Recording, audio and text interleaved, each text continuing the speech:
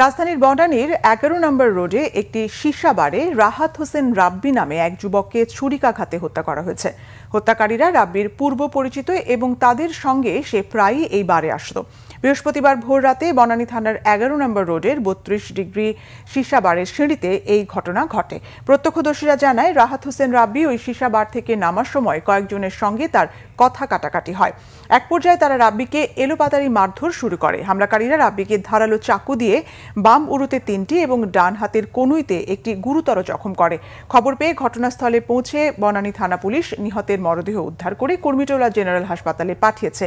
Police বলছে, হত্যায় জড়িতদের শনাক্ত ও গ্রেপ্তার করতে বার ও আশেপাশের সিসিটিভি ফুটেজ সংগ্রহ করা হচ্ছে। তদন্ত শেষে হত্যার মোটিভ জানতে পারবে পুলিশ। যে রাব্বির সাথে যে বন্ধু খোকন ছিল, খোকনের সাথে তার 1 বছরের পরিচয়।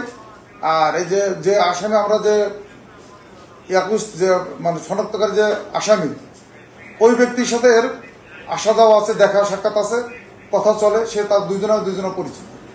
হত্যাকারী বা হামলাকারী কতজন? একজনই স্টেপ করছে একজন। আমরা সিসি ক্যামেরা দেখছি, তার সাথে 4-5 জন আরো ছিল।